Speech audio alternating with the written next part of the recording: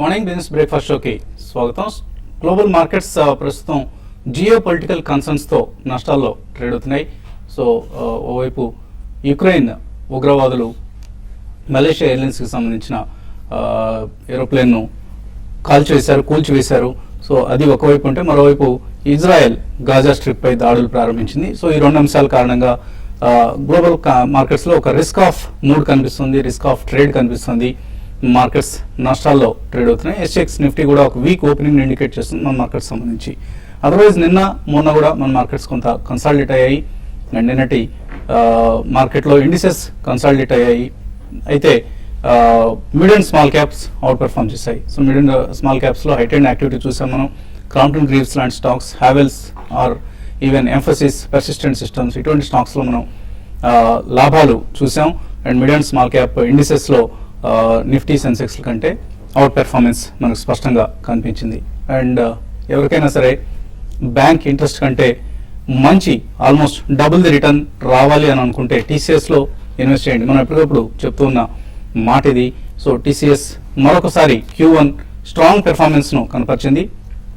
So చాలా strong performance from TCS Q1కి సంబంధించి గత ఏడాదిలోనే చెప్పారు. టీసీఎస్ మేనేజ్మెంట్ చెప్పింది next year is going to be an outstanding year for TCS, చాలా బెటర్గా ఉంటుందని చెప్పింది.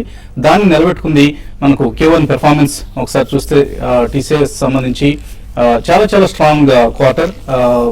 డాలర్ టర్మ్స్లోనే అంత లార్జ్ బేస్ మీద 5.5% వరకు outperformance, top line growth కనిపించింది. అలాగే బాటమ్ లైన్ మార్జిన్స్ కూడా ఇంప్రూవ్ అయ్యాయి in spite of rupee and wage hikes సంబంధించి మనకు కనిపిస్తున్న ఫిగర్స్ ఇవి. So dollar growth 5.5% and maybe Narendra Modi భాషలో చెప్పాలంటే టీసీఎస్కి ఇవి అచ్చేదీన్ అని చెప్పుకోవచ్చు. సో టీసీఎస్ తో పాటు మైంట్రీ మరొక మిడ్ క్యాప్ కంపెనీ, ఇది ఐటీ కంపెనీ. సో మైంట్రీ కూడా చక్కటి క్వార్టర్ను కనపరిచింది. ఈవెన్ లోకల్ కంపెనీ మన హైదరాబాద్ సంబంధించిన కంపెనీ సైంట్ కూడా గతంలో ఇన్ఫోటెక్ ఎంటర్ప్రైజెస్, ఇప్పుడు సైంట్గా మనం చెప్పుకుంటున్నాం. సైంట్ కూడా బెటర్ పెర్ఫార్మెన్స్ కనపరిచింది. రెవెన్యూ గ్రోత్ చూస్తే almost 28.5% year on year growth కనిపిస్తుంది. అలాగే క్వార్టర్ ఆన్ క్వార్టర్ కూడా 4.5% గ్రోత్ మనకు డాలర్ టర్మ్స్లో కనిపిస్తుంది. సో ఆల్ ఇన్ ఆల్ ఒక good quarter for IT companies. ఇవాళ కూడా ఐటీ ఇండెక్స్ అవుట్ పెర్ఫార్మ్ చేయొచ్చు. ఒకవేళ మార్కెట్ వీక్గా ఉన్నా కూడా IT stocks will be in the lime light. Both TCS, Infosys రెండు ఇప్పుడు దాకా మంచి క్వార్టర్లీ పెర్ఫార్మెన్స్ కనపరిచాయి. అండ్ మేబీ నిఫ్టీలో మనం చూస్తే ఐటీ కంపెనీస్కు వెయిటేజ్ టీసీఎస్, ఇన్ఫోసిస్తో సహా ఇతర ఐటీ కంపెనీస్ వెయిటేజ్ 14% వరకు ఉంది. సో ఇది కొంతవరకు నిఫ్టీ ఫాల్ను మనకి ఇవాళ ఆపే అవకాశం ఉంది. And as a defensive sector IT స్టాక్స్కి ఇవాళ మరోసారి బెటర్ డే కాబోతుంది, ట్రేడింగ్ డే. ఎఫ్ఐఎస్ నిన్న 1912 crores వర్త్ స్టాక్స్ కొన్నారు. ఆఫ్ కోర్స్ ఇందులో ఒక లార్జ్ M&M డీల్ ఉంది. Otherwise it's a subdued figure. దాంతో కలిపి చూస్తే మనకు 1900 crores పైగా ఎఫ్ఐఎస్ క్యాష్ మార్కెట్లో ఇన్వెస్ట్ చేసినట్లుగా మనకు స్టాటిస్టిక్స్ చెప్తున్నాయి. సో మిడ్ క్యాప్స్లో ఇక్కడ హై రిస్క్ హై రిటర్న్ పరిస్థితి, చాలా కేర్ఫుల్గా ఉండాలి. ఒకవేళ రిస్క్ తీసుకోదలుచుకున్న ఇన్వెస్టర్స్ మాత్రమే మిడ్ క్యాప్స్లో ఇన్వెస్ట్ చేయండి. Otherwise avoid mid caps for time being. And కొద్దిగా రిస్క్ తీసుకోగలిగిన వాళ్ళకి మాత్రం డెఫినెట్లీ మంచి రిటర్న్స్ వస్తాయి మిడ్ క్యాప్స్లో. అండ్ మరోవైపు కమోడిటీస్ ప్రైసెస్ చూస్తే క్రూడ్ అండ్ గోల్డ్ ప్రైసెస్ బలపడుతున్నాయి తిరిగి. జియో పొలిటికల్ కన్సర్న్స్ కారణంగా నిన్న $1,300 టచ్ చేసిన గోల్డ్ ఇప్పుడు 1315 దగ్గర, $1,315 దగ్గర మళ్ళీ స్ట్రాంగ్గా ట్రేడ్ అవుతుంది. అలాగే బ్రెంట్ క్రూడ్ కూడా $108.5 పెరిగింది. ఇది కొంత మళ్ళీ మన మార్కెట్స్ మీద కూడా ఒక నెగిటివ్ ఇంపాక్ట్ చూపించే అంశం. ఒకవేళ జియో పొలిటికల్ కన్సర్న్స్తో మళ్ళీ $110 లాంటివి కానీ టచ్ చేస్తే మార్కెట్స్ కొంత కిందకి దిగి వచ్చే అవకాశాలు స్పష్టంగా ఉన్నాయి. మార్కెట్స్ పరిస్థితి గురించి మాట్లాడేందుకు మనతో అనలిస్ట్ సిద్ధంగా ఉన్నారు. సో టెక్నికల్లీ మనం 7600 లెవెల్ పైన కొంత కంఫర్ట్ ఉందనుకుంటున్న సమయంలో మళ్ళీ జియో పొలిటికల్ కన్సర్న్స్ కనిపిస్తున్నాయి. వీక్ ఓపెనింగ్ను ట్రేడర్స్ ఎలా ఉపయోగించుకోవాలి? వీకెండ్ కాబట్టి ఇవాళ ఓపెనింగ్ కనుక ఒక 30 to 40 పాయింట్స్ పడిందంటే, అంటే సింగపూర్ నిఫ్టీ దాని ప్రకారం చూస్తుంటే కనుక 7600 దగ్గర కరెక్ట్గా ఒక సపోర్ట్ తీసుకునే అవకాశం కనిపిస్తుంది. కరెక్ట్గా ఏమాత్రం కనుక మార్కెట్ 7600 పైన కనుక కాసేపు కన్సాలేషన్ ఏంటంటే కనుక ఇంట్రాడే ట్రేడర్స్, కొంచెం స్పెక్యులేటర్స్ లాంగ్ పొజిషన్ తీసుకొని జస్ట్ 20 పాయింట్స్ కింద 7580 కింద ట్రైలింగ్ స్టాప్ లాస్ తోటి హోల్డ్ చేయొచ్చు. మార్కెట్ మనం అనుకున్నట్టు లాస్ట్ 2-3 డేస్గా విపరీతమైన బౌన్స్ బ్యాక్ వచ్చింది కాబట్టి ఒక కింద బిలోలో ఒక 7500 దగ్గర కన్సాలేషన్ లేకుండా వెర్టికల్ రీబౌండ్ వచ్చింది కాబట్టి హై లెవెల్లో కన్సాలేషన్ తప్పకుండా వస్తుంది. ఆ కన్సాలిడేషన్ మనం ఇవాళ రేపు కూడా చూసే అవకాశం కనిపిస్తుంది. ఈ కన్సాలిడేషన్ కనుక మార్కెట్ 7,700 పైన కనుక పటిష్టంగా నిలబడిందంటే కనుక కన్సాలిడేషన్ లో స్ట్రెంత్ ఉన్నట్టే అనుకోవచ్చు. అప్పుడు మార్కెట్ ఫర్దర్ అప్ ట్రెండ్ వచ్చే అవకాశం ఉంది. మార్కెట్ ఇవాళ క్లోజింగ్ సమయానికి 7,600 పైన నిలబడితే కనుక మార్కెట్ లో అక్యుములేషన్ ఉన్నట్టే అనుకోవచ్చు. ఒకవేళ 7600 కింద కనుక కాసేపు 10-15 మినిట్స్ ట్రేడ్ అయిందంటే మటుకు ఇంట్రాడే ట్రేడర్స్ షార్ట్ పొజిషన్ తీసుకోవచ్చు. బట్ ఓవరాల్ ట్రెండ్ పాజిటివ్ గానే ఉంది. అలాగే మనం లాస్ట్ ఒక 1 మంత్ గా చూస్తే కనుక షార్ట్ టర్మ్ లో మార్కెట్ 7,800 7,800 7,450 మధ్యన ఒక మేజర్ రేంజ్ లో ఒక సైడ్ వేస్ రేంజ్ గా ఒక ఫామ్ అయింది. క్లియర్ టాప్ క్లియర్ బాటమ్ ఏర్పడింది. బహుశా మార్కెట్ ఈ కన్సాలిడేషన్ ఈ సైడ్ వేస్ రేంజ్ లోనే కదలాడే అవకాశం కనిపిస్తోంది. మార్కెట్ 7,500 పైన ఉన్నంతసేపు మేజర్ ట్రెండ్ పాజిటివ్, కానీ ఇది కొంచెం ఇంచుమించు 150-100 పాయింట్ల దూరంలో ఉంది కాబట్టి ఇది ఇమీడియట్ గా పరీక్షించే అవకాశం లేదు కాబట్టి మార్కెట్ కొంచెం పాజిటివ్ గానే ఉండొచ్చు. సో ఈ కన్సాలిడేషన్ లో మిడ్ క్యాప్ స్మాల్ క్యాప్ అలాగే కొంచెం స్పెసిఫిక్ స్టాక్ స్పెసిఫిక్ గా ట్రెండ్స్ ఉండే అవకాశం కనిపిస్తుంది. మీరు చెప్పినట్టు ఐటీ స్టాక్స్ కూడా ఇవాళ కొంచెం ఏమాత్రం క్లోజింగ్ కనుక స్ట్రాంగ్ ఉందంటే ఒక short term up trend HL technologies కానీ టీసీఎస్ ఇవన్నీ కూడా వెళ్ళే అవకాశం ఉంది. So on the whole market positive 7,600 7,600 పైన ఇవాళ మార్కెట్ నిలబడితే కనుక పాజిటివ్ అని చెప్పొచ్చు. సో ఇటువంటి సలహా ఇస్తారు ట్రేడర్స్కి వాళ్ళు? ఈరోజు గత 2 రోజులుగా మనం చూసాం మార్కెట్లో ఒక మేజర్ అప్ ట్రెండ్ అనేది రావడం చూసాము. అయితే ఇక్కడ మార్కెట్ కొంచెం కన్సాలిడేషన్ ఫేజ్ లో ఉండే అవకాశం ఉంది. బట్ అయినా కూడా స్టాక్స్ మాత్రం పెరగడానికి కూడా ఛాన్సెస్ ఉన్నాయి. ఈ రోజు ఒక చిన్న గ్యాప్ డౌన్ ఒక 25-30 పాయింట్స్ గ్యాప్ డౌన్ వచ్చినా కూడా 7620 అండ్ 7610 ఆ లెవెల్ నుంచి మళ్ళీ మార్కెట్లో ఆగడానికి అవకాశం ఉంటుంది. మార్కెట్ సాగవచ్చు, ప్లస్ అక్కడ నుంచి కొంత రికవరీ కూడా రావచ్చు. అయితే స్టాక్ స్పెసిఫిక్ కొన్ని వాటిలో బయింగ్ పొజిషన్ తీసుకోవచ్చు. అంటే ఈ రోజు అని కాకుండా ఫ్యూ డేస్ కానీ హోల్డ్ చేయగలిగితే మాత్రం ఒకటి సిప్లా ఒకటి అరౌండ్ 450 దాకా పెరగవచ్చు. అంటే ఇంటర్డేకి తీసుకోవచ్చు. తర్వాత ఈవెన్ పొజిషనల్ ట్రేడర్స్ మాత్రం 460 టార్గెట్ పెట్టుకొని కరెంట్ లెవెల్స్ లో సిప్లాని బై చేసుకోమని చెప్తాను. అట్లనే F&Oలో మాత్రం ఒక ఇంద్రప్రస్థ గ్యాస్ ఒకటి కరెంట్ లెవెల్స్ నుంచి మీరు ఒక లాంగ్ పొజిషన్స్ తీసుకోమంటాను. చాలా రోజుల తర్వాత ఇంద్రప్రస్థ గ్యాస్ లో ఒక లాంగ్ బిల్డప్ కాలం చూస్తున్నాము. ప్లస్ స్టాక్ కూడా ఏంటంటే ఒక అప్ ట్రెండ్ కి ఉంది కాబట్టి దాంట్లో లాంగ్ పొజిషన్ తీసుకోవచ్చు. తర్వాత అరవింద్ లో కూడా లాంగ్ పొజిషన్ సజెస్ట్ చేస్తాను. అయితే కొన్ని స్టాక్స్ మాత్రం కొంత ప్రాఫిట్ బుకింగ్ అనేది రావచ్చు ఈ రోజు. లైక్ టాటా స్టీల్ కానీ హిండాల్కో కానీ ఇవన్నీ ఏంటంటే అవుట్ పర్ఫార్మ్ చేసిన స్టాక్స్ లాస్ట్ 3 ట్రేడింగ్ సెషన్లోనూ కూడా ఒక మంచి గెయిన్స్ ఉన్నాయి. వీటిలో ఒక ప్రాఫిట్ బుకింగ్ వస్తుంది. At the same time cement companies నేను ఒక చిన్న అప్ ట్రెండ్ అనేది ఈ రోజు కూడా కొనసాగవచ్చు. అపోలో హాస్పిటల్ పొజిషనల్ ట్రేడర్స్ మాత్రం చాలా స్ట్రాంగ్ మేజర్ అప్ ట్రెండ్ లో ఉంది. ఫ్యూచర్స్ లో కూడా ఇది స్టాక్ ఉంది కాబట్టి అపోలో హాస్పిటల్స్ ని కరెంట్ లెవెల్స్ లో బై చేయమంటాను. 1080 అండ్ 1120 దాకా ఇక్కడ నుంచి 150-140 రూపీస్ నెక్స్ట్ 2 to 3 వీక్స్ లో రావచ్చు. దాంట్లో లాంగ్ పొజిషన్ తీసుకోవచ్చు. బట్ నిఫ్టీ పరంగా చెప్పాలంటే స్టాక్ స్పెసిఫిక్ యాక్షన్ ఎక్కువ ఉండే అవకాశం ఉంది. ఈ రోజు కొంచెం ఐటీ స్టాక్స్ లో లెవెల్ నుంచి మంచి రికవరీ రావచ్చు. టీసీఎస్ మంచి రిజల్ట్ అనౌన్స్ చేసింది. దాన్ని కూడా ఏమాత్రం డిప్ వచ్చినా కూడా లాంగ్ టర్మ్ కోసము ఈవెన్ షార్ట్ టర్మ్ కోసం కూడా టీసీఎస్ ని బై చేసుకోమంటాను. బట్ నిఫ్టీ పరంగా నెక్స్ట్ వచ్చే కొద్ది రోజుల్లో మాత్రం ఈ లెవెల్లో కన్సాలిడేట్ అవ్వడానికి అవకాశం ఉంది. బ్యాంకింగ్ స్టాక్స్ వస్తే నేను కొంచెం బ్యాంకింగ్ స్టాక్స్ లో ప్రాఫిట్ బుకింగ్ చూసాము. అయితే ఈ రోజు లోయర్ లెవెల్ నుంచి బ్యాంక్ నిఫ్టీని కూడా బై చేసుకోవచ్చు. ఇంటర్డేలో ఒక 100 నుంచి 120 పాయింట్స్ లో నుంచి రికవరీ కావచ్చు. 100 పాయింట్స్ కోసం ఇంటర్డేలో బ్యాంక్ నిఫ్టీ బై చేయొచ్చు.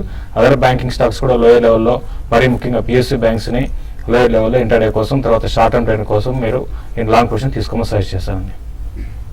లైన్ ఉన్నారు. ఫస్ట్ కాలర్ రామకృష్ణ జిల్లా నుంచి. హలో హలో నమస్తే అండి. నమస్తే అండి. మరండి పరిస్థితి 800 లో తీసుకున్నాను. తీసుకున్నాను. ఓకే అశోక్ లేలాండ్ ఏమో 36 లో తీసుకున్నానండి. ఓకే. అయితే పర్సిస్టెంట్ లో ప్రాఫిట్ బుక్ చేసుకోమంటారా, ఐఏఎస్ఎల్ ఏమో లాస్ బుక్ చేసుకోమంటారా? ఇదేమో 2-3 years వరకు లాంగ్ టర్మ్ కి బాగుంటుందా అశోక్ లేలాండ్? ఓకే. పర్సిస్టెంట్ ఎలా కనిపిస్తుంది? రెసిస్టెంట్ చూస్తే కనుక టెక్నికల్ చాలా బులిష్గా ఉంది. ఈ మధ్య కాలంలో ఐటీలో కొంచెం రియాక్షన్ వచ్చినప్పటికీ ఈ స్టాక్ 1000 రూపాయల నుంచి 1300 కూడా బాగా స్ట్రాంగ్ గా పెరగడం జరిగింది. ఇవాళ మనం చూసాము ఐటీ స్టాక్స్ కూడా కొంచెం టెక్నికల్ గాను ఫండమెంటల్ గాను పాజిటివ్ గా ఉంది కాబట్టి షార్ట్ టర్మ్ ర్యాలీ కొనసాగే అవకాశం కనిపిస్తుంది. మీరు ప్రాఫిట్ బుక్ చేయాలి షార్ట్ టర్మ్ అంటే క్లోజర్ టు 1500 లెవెల్కి వస్తే కనుక నెక్స్ట్ ఫ్యూ డేస్ డెఫినెట్గా ఆ లెవెల్లో మీరు ప్రాఫిట్ బుక్ చేసి మళ్ళీ లోయర్ లెవెల్లో రీఎంటర్ అవ్వచ్చు. ఐవీఆర్ మటుకు కొంచెం బాగా పెరిగిన తర్వాత 10 రూపాయల నుంచి 30 రూపాయలకి వెళ్ళిన తర్వాత లాస్ట్ 1 మంత్ 30 రూపాయలు దాటలేకపోతుంది. అక్కడ సెల్లింగ్ ప్రెషర్ ఏర్పడుతుంది. సో 30 to 23 మధ్యన కొంచెం ట్రేడింగ్ రేంజ్ లో ఉంది. లాస్ట్ బుక్ చేయాలి ఇక్కడ. ఐవీఆర్ సెల్ మటుకు నా దేశం హోల్డ్ చేయిస్తుంది కానీ 22 కింద షార్ట్ 50 రూపీస్ వస్తుందా త్వరలో? 50 రూపీస్ రాకపోవచ్చు అండి. బహుశా ఒక 30 రూపీస్కి వస్తే కనుక అక్కడ మీరు ప్రాఫిట్ అంటే కొంచెం లాస్ బుక్ చేసి మళ్ళీ రీఎంటర్ అవ్వచ్చు. సో లాంగ్ టర్మ్ అయితే కనుక హోల్డ్ చేయండి. షార్ట్ టర్మ్ కొంచెం సైడ్ వేస్ లోనే ఉండే అవకాశం కనిపిస్తుంది. అలాగే అశోక్ లేలాండ్ ఆఫ్ కోర్స్ మీరు 2 years అంటున్నారు. 2 years అయితే డెఫినెట్ గా హోల్డ్ చేయండి. మంచి ప్రాఫిట్ వస్తుంది. ఐవైఎస్ఎల్ కూడా కొద్దిగా ఓపిక పట్టండి, కనీసం 6 months ఓపిక పడితే మీ రేట్ 50 రూపీస్ వచ్చే అవకాశం ఉంది. మరో కాలర్ కూడా కృష్ణా జిల్లా నుంచి రంగారావు. హలో, అడగండి రంగారావు. నమస్తే. హలో, నాటఫారం ఉందండి 721 అమరాజా ప్యాకెట్ 306 ఉందండి. ఈ రెండు ఉంచుకోవచ్చా లాంగ్ టర్మ్ కి? నాట్కో అండ్ అమర్రాజా అంటే రెండు కూడా ఏంటంటే మరి ముఖ్యంగా నాట్కో ఫార్మా అయితే ఒక డ్రీమ్ ర్యాలీ చూసామండి. కంటిన్యూగా ఒక ఫార్మా స్టాక్స్ సెక్టర్ లోనే అవుట్ పర్ఫార్మ్ చేసిన స్టాక్ గా నాట్కో ఫార్మా చెప్పొచ్చు. అయితే మీరు కరెంట్ అవర్స్ లో మీరు అంటే లాంగ్ టర్మ్ అంటున్నారు కాబట్టి మీరు హోల్డ్ చేయొచ్చు. బట్ షార్ట్ టర్మ్ ట్రెండ్ మాత్రం కొంచెం 1200 రూపీస్ నుంచి ఒక 100 రూపాయల కరెక్షన్ చూసాం. అయితే కొంచెం ఈ స్టాక్ లో అరౌండ్ 1050, 1040 లెవెల్స్ కూడా రావచ్చు, ఈవెన్ 1020 కూడా రావచ్చు. బట్ ఇదంతా షార్ట్ టర్మ్ ట్రెండ్ అండి. బట్ లాంగ్ టర్మ్ ట్రెండ్ మాత్రం ఇంకా ఇంటాక్ట్ ఉంది. డెఫినెట్ గా ఈ స్టాక్ లో ఒక మేజర్ అప్ ట్రెండ్ అనేది కొనసాగడానికి అవకాశం ఉంది. ఈవెన్ అమర్రాజా బ్యాటరీస్ కూడా మీరు లాంగ్ టర్మ్ కోసం హోల్డ్ చేయొచ్చండి. మీరు తీసుకున్న రెండు స్టాక్స్ కూడా లాంగ్ టర్మ్ హొరైజన్ తో హోల్డ్ చేయొచ్చు. బట్ షార్ట్ టర్మ్ కోసం అయితే మధ్య మధ్యలో మీరు ప్రాఫిట్స్ బుక్ చేసుకోమని సజెస్ట్ చేస్తారండి. మరిన్ని కాల్స్ తీసుకోబోయే ముందు కాసేపు ప్రకటనలు.